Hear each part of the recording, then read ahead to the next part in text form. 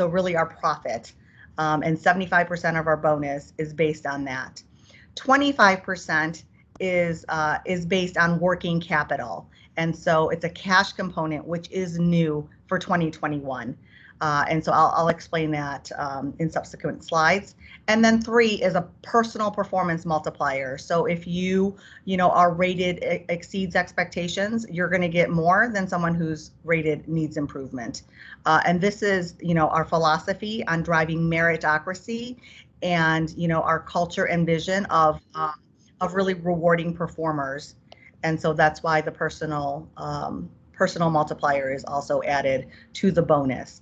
And this is repeated throughout the slides, but we must hit a global EBITDA of 90% to trigger the bonus. So we all have skin in the game to the global EBITDA, and so it's in all of our best interest to ensure that we hit at least 90% so that we can trigger the bonus and we can all get a share of that. So Jeremy, if you go to the next page. So the bonus payout levels, and again, we must hit that 90% to trigger it. So here's how it's broken out. So 75% of it is based on the EBITDA amount. So our goal this year is 127.5 million of EBITDA. And so if we hit that, then we all get 100% of our target payout.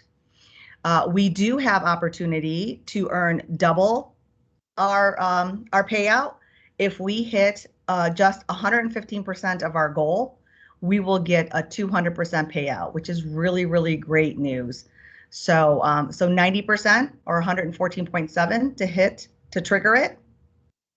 And we get 50% of the bonus if we trigger it. 75% if we hit 95% of the goal. If we hit 100%, we get 100% payout, and then so on and so forth. The second component is working capital. So the way we do, and 25% of our bonus is based on working capital. The way we figure working capital is in days. So it's accounts receivable plus days inventory on hand minus what we pay out, accounts payable, and how many days. So for instance, if we have, let's say, and you can see, we have accounts receivable at 43 days. So we're collecting our money in 43 days. And our inventory is days on hand is 84 days. And you subtract the days paid, the accounts payable, you have that cash cycle. So our target is to be at 29 days. So, if we are paying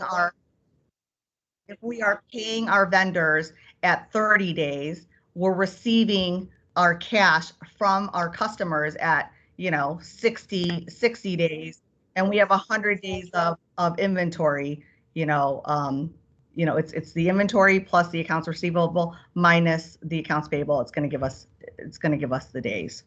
So 25% of our bonus is on working capital, and the target is 29 days. Okay, if you go to the next slide. So there are some program guidelines. Again, employee must be employed and active at the time that the bonus is paid to be eligible. So if you are no longer considered active, you will not be eligible for payout. Again, the company must hit at least 90% of our EBITDA goal, global EBITDA goal, to trigger the bonus program.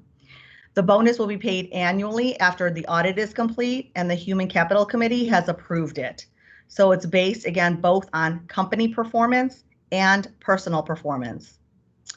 Any new hires will be prorated based on their start date. And if you're hired after September 30th, you will be ineligible to participate in this year's bonus. You're hired in the fourth quarter, you're really not contributing much to our bonus or to hitting our target EBITDA. So you'll be eligible the following year.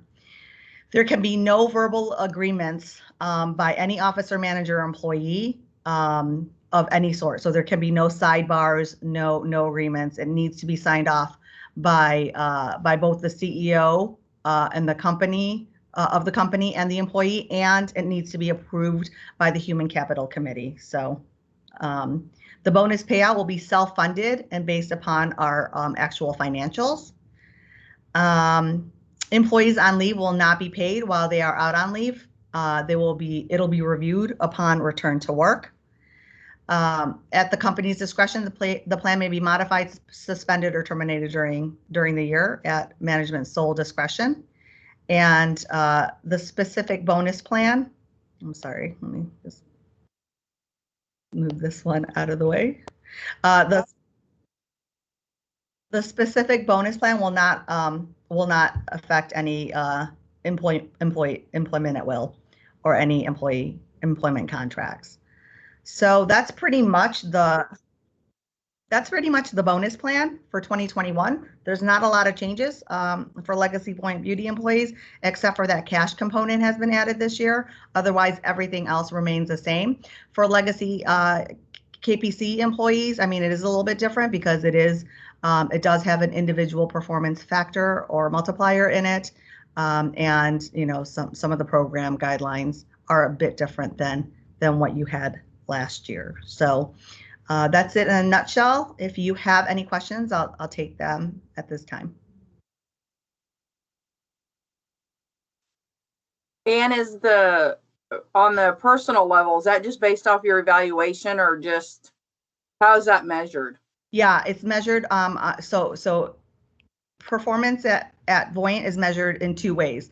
The first one is hitting your goals that's agreed upon that you've negotiated with your manager at the beginning of the year. Second is the how. It's your competencies. So, you know, it's collaboration, teamwork, results orientation, all those factors are included. And then it's your rating that's done at performance time. Thank you. Welcome. Any other questions? So in terms of payment cycles and how that's paid out with our customers coming back, that's not anything that as an employee we can control, correct? I mean, unless you're in sales or purchasing, you know, purchasing does control with you know, agreements with our vendors. And you know, the faster or the longer we can wait to pay our vendors, the better.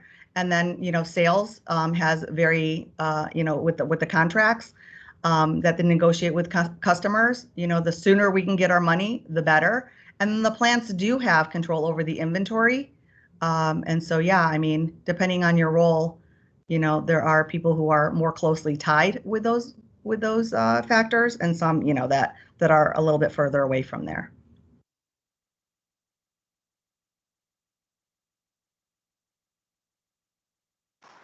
And assuming we reach that 200%, which would be great, when